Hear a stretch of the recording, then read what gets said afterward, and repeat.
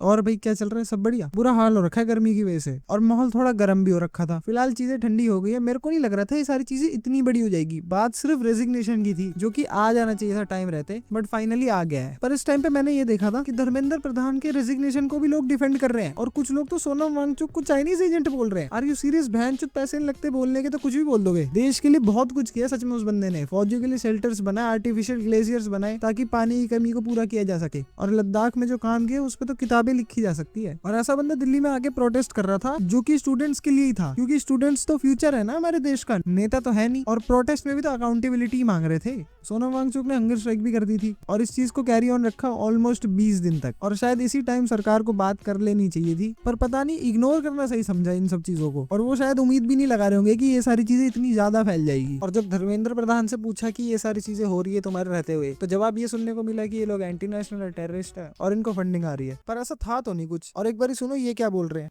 जंतर मंतर पर एक कॉकरोच जनता पार्टी आई है, वो भी अपना प्रदर्शन कर रही है इसी मुद्दे को लेकर के। उस बारे में आप क्या कहेंगे? ये तो दहशतगर्दों का बी टीम है। हाँ, ऐसी बातें सुन के तो लोग चिढ़ेंगे ही ना, क्योंकि सीजेपी तो स्टूडेंट वाला मुद्दा ही उठा रही थी ना। और इतनी बड़ी पोजीशन पे होकर इम्पेशेंट होकर तुम कुछ भी नहीं बोल सकते हो। सही में यार, नेता बनने के लिए भी क्वालिफिकेशन जरूरी होनी चाहिए। अगर आज से 29 साल पहले की बात करें तो 1997 में भी धर्मेंद्र प्रधान ने उड़ीसा में सेम चीज करी थी। 1500 स्टूडेंट्स के साथ प्रोटेस्ट किया था अगेंस्ट एजुकेशन सिस्टम, और उस टाइम पे भी लाठीचार्ज हो गया था। अब 29 साल बाद भी यही चीज होगी तो सवाल तो फिर उठेंगे ना कि पिछली सरकार और इस सरकार में फर्क क्या है। और धर्मेंद्र प्रधान ने भी ये सारी चीजें पहले फेस कर रखी थी, तब भी उस बंदे ने बात को समझा ही नहीं। यार देखो, रिजाइन तो 2024 में ही दे देना चाहिए था, क्योंकि जब नीट का एग्जाम 2024 में लीक हुआ था तो तब तो ये मान ही नहीं रहे थे कि एग्जाम लीक हुआ है। और अगर मैं सारे एग्जाम लीक की बात करूं जो कि धर्मेंद्र प्रधान के अंडर हुए हैं, तो इस वीडियो की तो वेब सीरीज बनानी पड़ेगी मुझे। चलो मान लो तुम एक कंपनी होल्ड करते हो और तुमने 3 डिपार्टमेंट बैठाया, ए, बी और सी, और हर एक डिपार्टमेंट का हेड है। ए और बी डिपार्टमेंट तो अपना अच्छा काम कर रहे हैं, पर सी डिपार्टमेंट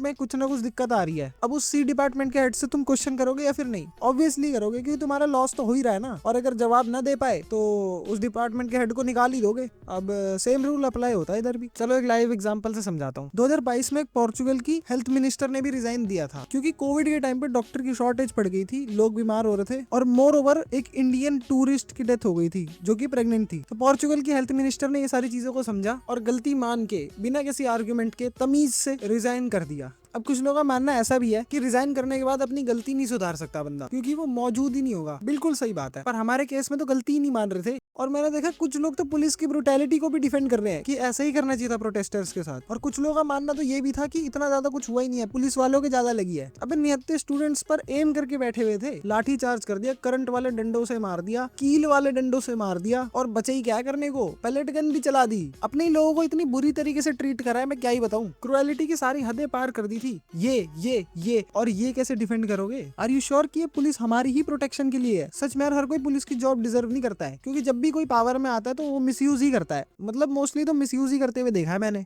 और इतने सारे केओस के बाद क्वेश्चन सीधा उठते हैं होम मिनिस्ट्री पे। इनके रहते सारी चीजें हो कैसे रही है, या फिर ये लोग चाहते ही यही थे? अगर ये सच में एक डिसीजन था तो ये डिसीजन के चक्कर में बहुत सारी चीजें गलत हुई है, और बहुत सारे इनोसेंट लोगों को बहुत ज्यादा ही चोटें आई है। अब तुम सीजेपी को सपोर्ट करो या ना करो, पर सच्चाई तो यही है, जो काम ऑपोजिशन वालों को करना चाहिए था वो काम सिर्फ सीजेपी ही कर पा रही है। वैसे सपोर्ट तो मैं भी इनको नहीं करता हूँ, क्योंकि भरोसा ही नहीं होता है, पर इनके आर्गुमेंट मुझे कुछ हद तक सही लग रहे हैं। रेजिग्नेशन के बाद इनकी ये भी डिमांड थी कि जिन बच्चों ने सुसाइड किया है उनकी फैमिलीज को सरकार को 1 करोड़ का कंपनसेशन देना पड़ेगा। मेरे हिसाब से उनको एक चीज और ऐड ऑन करनी चाहिए कि जिन जिन को प्रोटेस्ट में चोटें आई है उनका इलाज फ्री में किया जाना चाहिए। सीरियसली यार, लोगों को तो ऐसा फील होगा कि हम लोग सरकार को टैक्स पिटने के लिए दे रहे हैं। वैसे पुलिस अभी भी लोगों को ढूंढ रही है जिन्होंने प्रोटेस्ट वायलेट करा है, और अगर सच में उन्होंने ऐसा करा है तो उनको जरूर सजा मिलनी चाहिए। फॉर एग्जाम्पल ये देखो, इधर आओ, एक सेकंड, इधर आओ, इसका चेहरा दिखाओ, चेहरा दिखाओ, इसका चेहरा दिखाओ। क्यों बच्चों, इसका चेहरा दिखाओ। ये तोड़ रहा था, इसका चेहरा दिखाओ। देखो ये लाठी लिए हुए।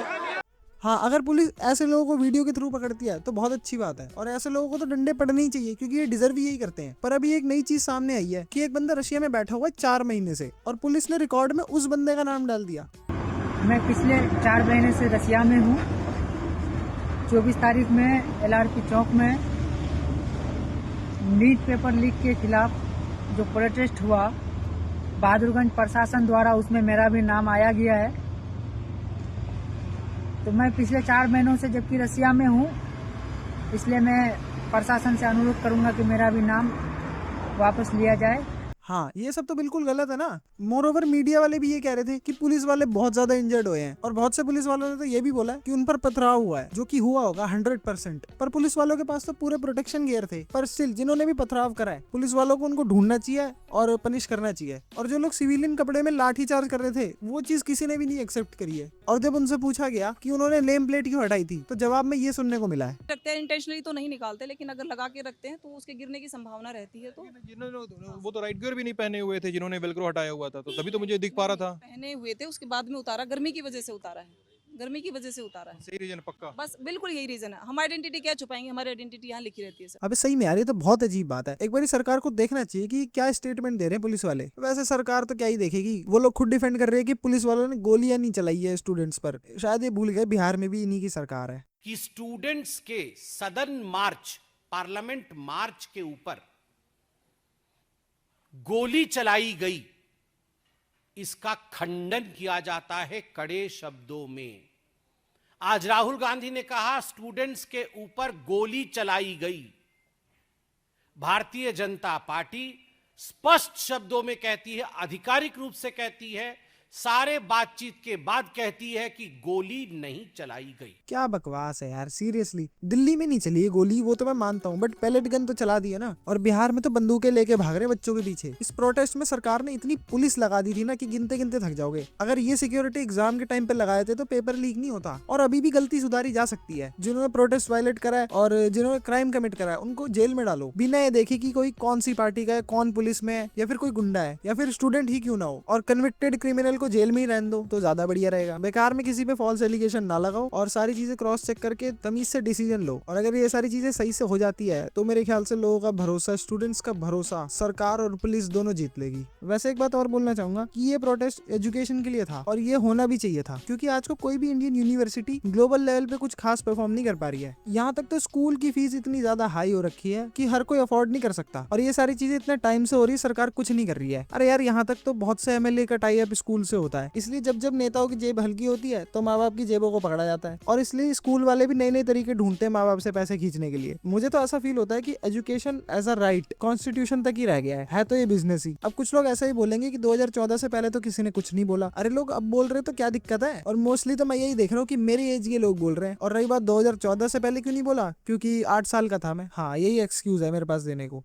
वैसे मैंने एक बात और देखी है कि स्टूडेंट्स की आड़ में, प्रोटेस्ट की आड़ में ऑपोजिशन वाले अपना फायदा बहुत देख रहे हैं और स्टूडेंट को आगे कर करके बोल रहे हैं कि हम तुम्हारे साथ हैं। और आगे जाके स्टूडेंट ही बदनाम हो रहे हैं। और स्टूडेंट्स को भी ऐसा लग रहा है कि कोई तो हमारी बात सुनने वाला, कोई तो हमें सिंपैथी दे ही रहा है। और ये सारे काम ऑपोजिशन वाले ही करते हैं। मतलब रूलिंग पार्टी की वीकनेस को टारगेट करके लोगों का भरोसा जीतने का ट्राई करते हैं। और ये सारी चीजें पहली बार नहीं हो रही है और ये तो होता ही रहेगा। बट मेन क्वेश्चन ये है कि हम एज अ सिटीजन क्या कर सकते हैं। सबसे पहली बात, किसी नेता को भगवान बनाने की कोई जरूरत नहीं है। वो भी तुम्हारे और हमारे जैसे ही है। बट फर्क ये है कि उनको हमारे लिए काम करना पड़ेगा और हमको ये चीज भी माननी पड़ेगी कि वो भी गलतियां कर सकते हैं। At last we are the people of India और हमें अवेयर रहना चाहिए। हमें सरकार की गुलामी नहीं करनी चाहिए। 2005 में हमें एक राइट मिला था, राइट टू इन्फॉर्मेशन, और फ्रीडम ऑफ स्पीच तो हमारे पास पहले से ही है। तो इन दोनों राइट्स का यूज करके हम सरकार से सवाल पूछ सकते हैं। पर अगर सरकार के पास जवाब नहीं है या फिर वो जवाब नहीं दे रहे हैं तो इसका मतलब ये है कि वो कुछ छुपा रहे हैं। और अगर हम सरकार से सवाल पूछेंगे तो प्रेशर बना रहेगा और हमारे काम भी होते रहेंगे और ये सारी चीजें हमारे को फायदा ही करवाएगी। बाकी अगर वीडियो यहाँ तक देख लिए तो